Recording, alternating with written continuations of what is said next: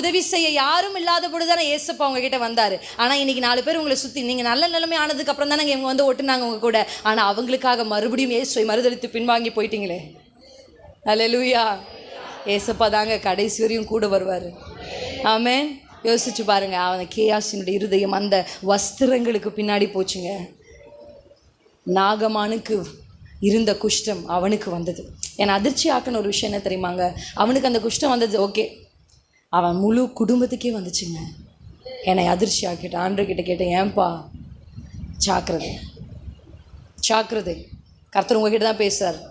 அபிஷேகம் பெற்றவங்களா இருப்போம் அப்படின்னா, அந்த அக்கினியை பெற்றவர்களா இருப்போம் அப்படின்னா, வஸ்திரங்களுக்கு பின்பாக அல்ல, பேர் புகழுக்கு பின்பாக அல்லங்க.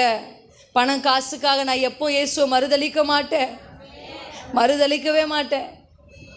பாடணுமா? இயேசுவின் பின்னே போக